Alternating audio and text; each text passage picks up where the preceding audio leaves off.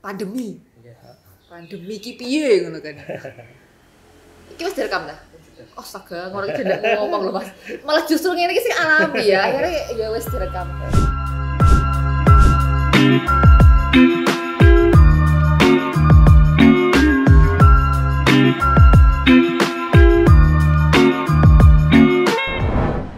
kan berarti kalau dihitung dari awal tahun berapa ya berarti nyemplung ke dunia FUA?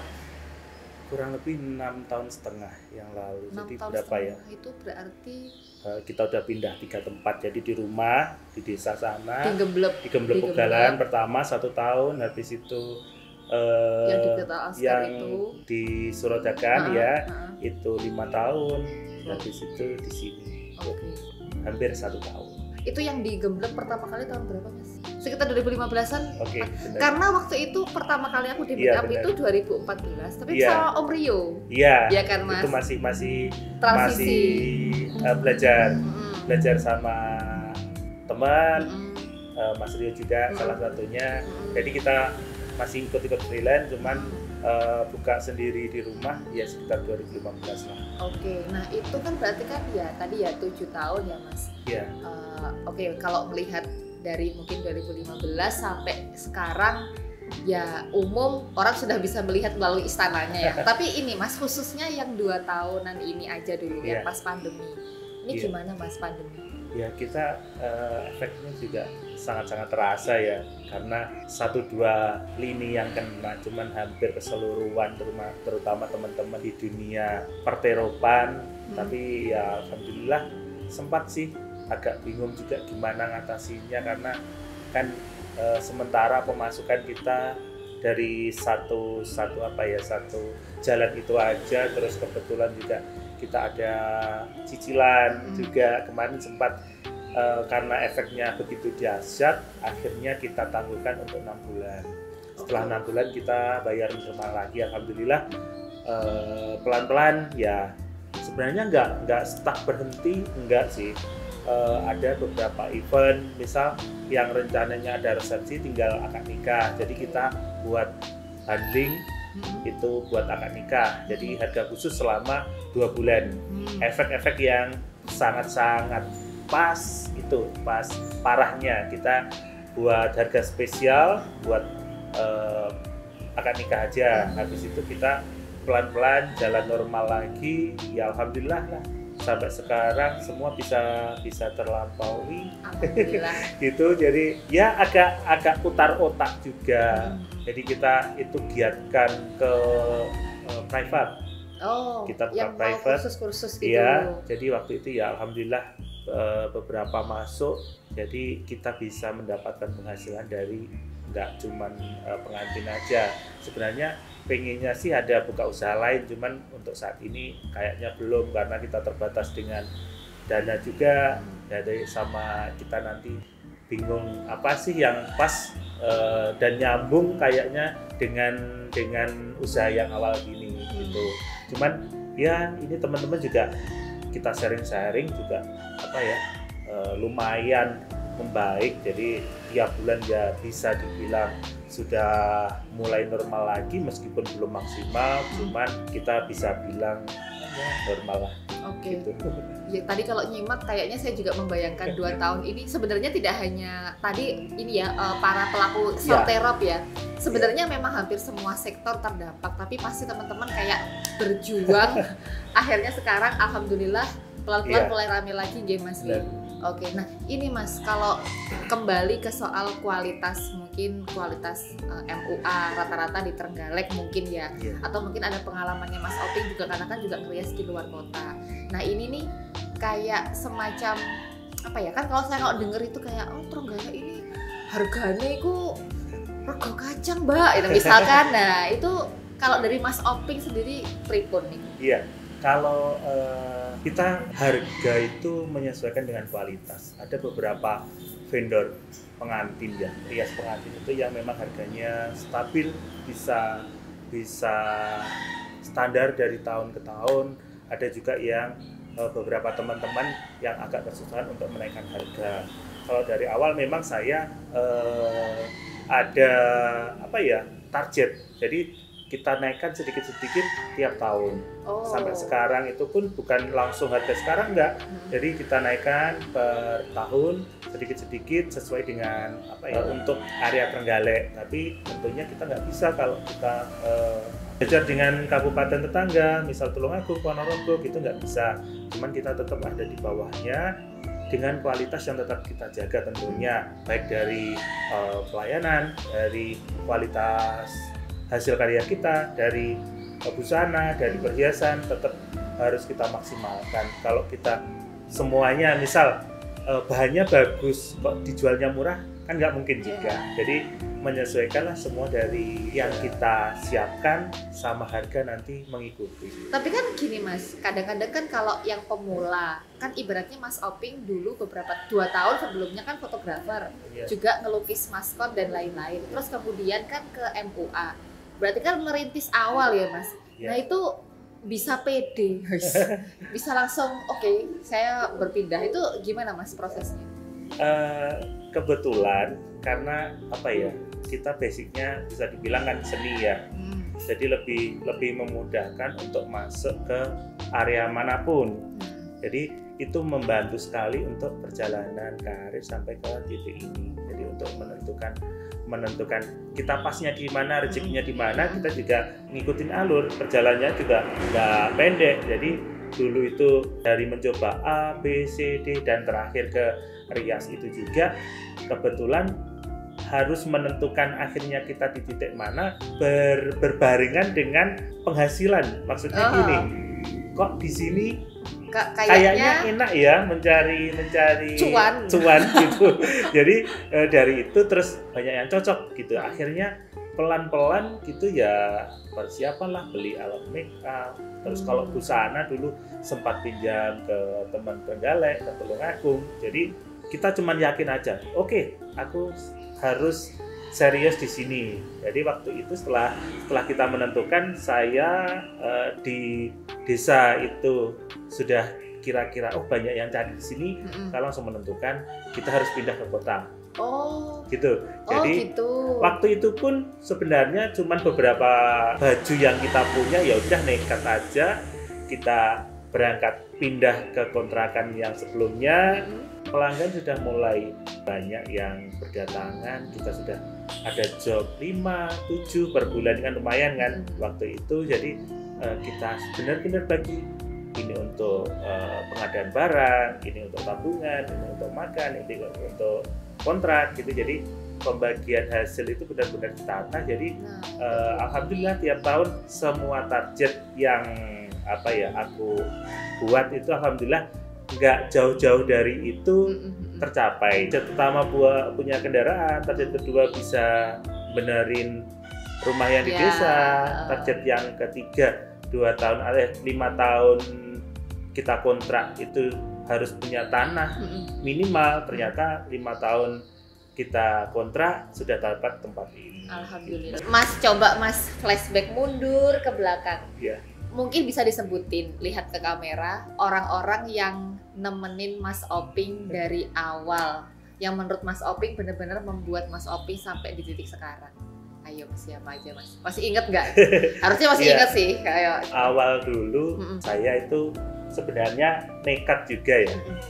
Nekat juga. Maksudnya saya belum pede waktu itu untuk masa sih mau rias gitu ya.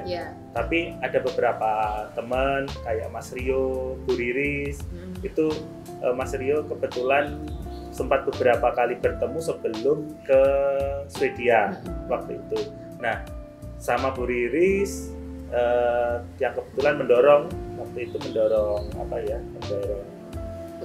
untuk belajar. Waktu itu diajarin juga, sama kerjasama juga. Kita bukan satu label satu naungan. Waktu itu kan kita setelah itu Mas Rio berangkat ke Swedia, jadi jobnya Mas Rio kita yang handle gitu, saya yang ngerjakan pengantinnya, Bu Riris yang penyediaan barang-barang dan lain sebagainya. Habis itu ya itulah sambil jalan, sambil kita kerja, ternyata ya akhirnya nemunya di situ, akhirnya saya buka sendiri. perias waktu itu masih nggak sebanyak sekarang ya.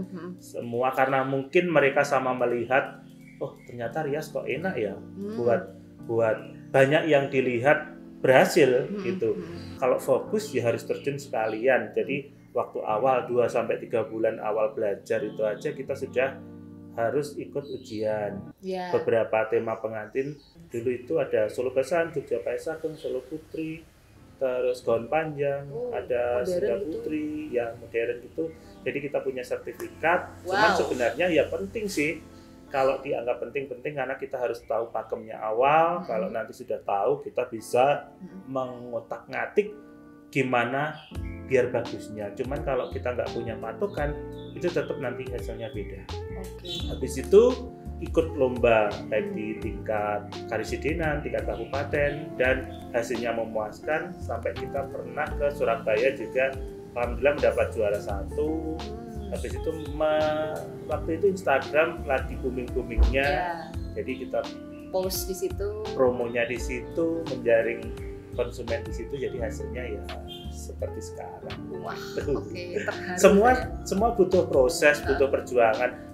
Kita belajar juga nggak hanya ikut seminar, ikut workshop, kita juga privat ke Semarang. Sampai sekarang juga ikut privat gitu. Beberapa ini pengennya privat Paesageng tapi belum kesampaian.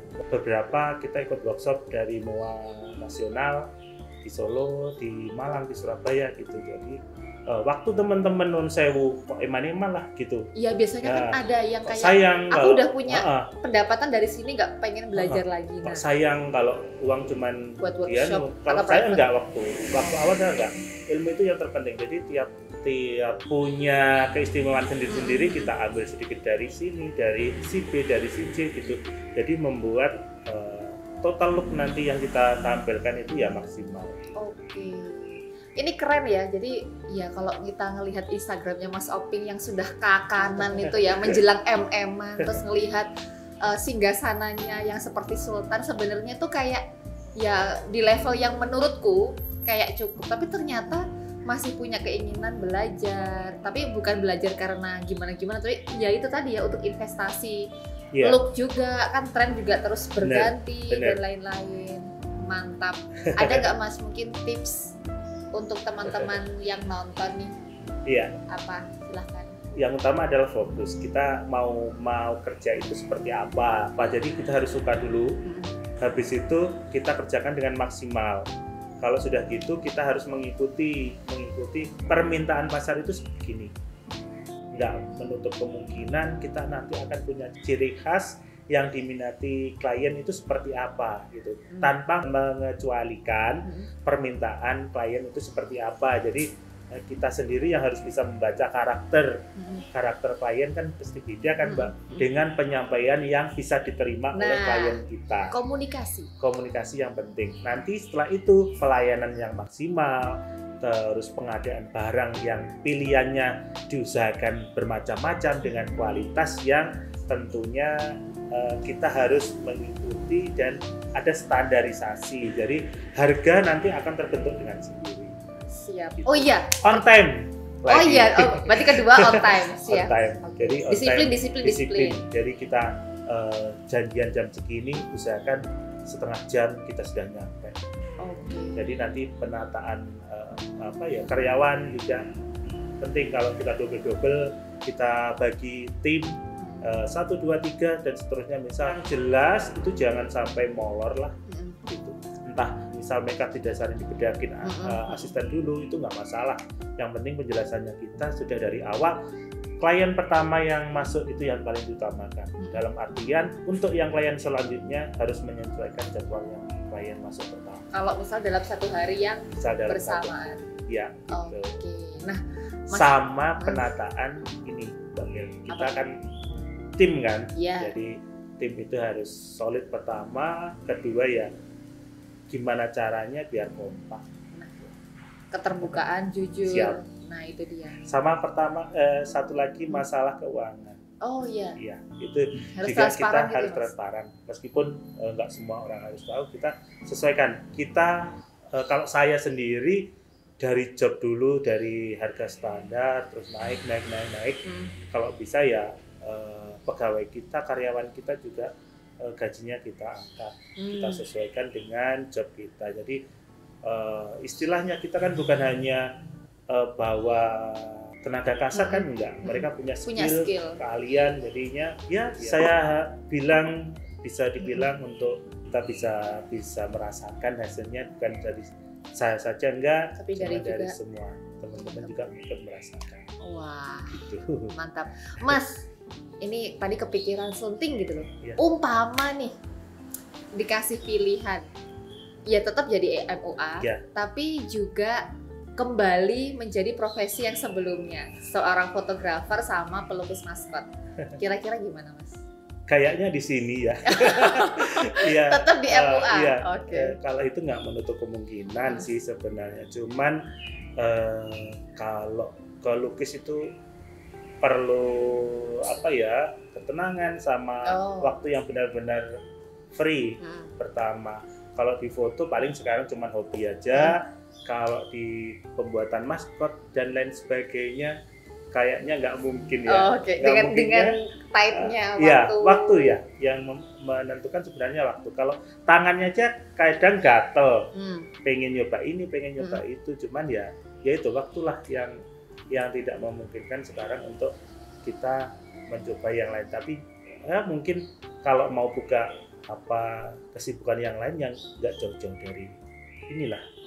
dari dunia permuaan, mungkin nanti ke IO atau ke apa kita belum tahu, atau ke jualan kosmetik atau apa juga kita belum tahu. Pokoknya yang jelas deket-deket saja dengan MUA. yang nggak jauh dari ini biar enak, kita tetap fokus dengan satu jalan yang masih sejajar. Ya. Oke, terima kasih Mas. Nanti kita akan lanjut lagi tapi dengan formasi yang beda. Sukses selalu. Dan yang terpenting jaga kesehatan. Amin. Siap. Terima kasih. Terima kasih.